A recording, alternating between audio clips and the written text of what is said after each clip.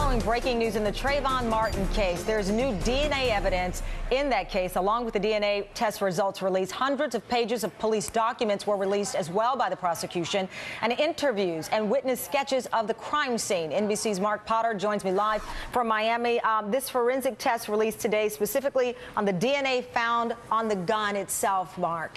That's exactly right, Cameron. But this evidence released by the prosecution does not seem to contain anything that anyone right now is calling a bombshell. But it is interesting, and as you said, it does involve DNA evidence found on the gun carried by George Zimmerman, a gun that he said that Trayvon Martin was reaching for before George Zimmerman shot him in what he describes as self-defense.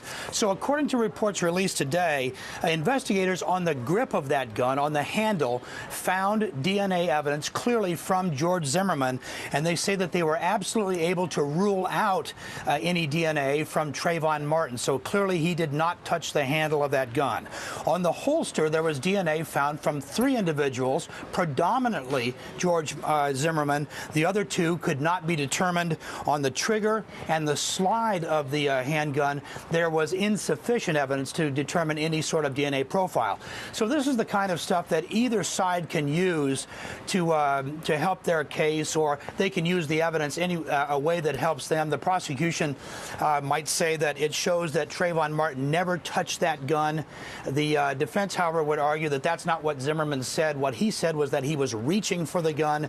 So, as I said at the outset, it's interesting information, but it's not something likely to shake this case. Cameron? All right, Mark Potter live for us. Thank you for the very latest there on this new information.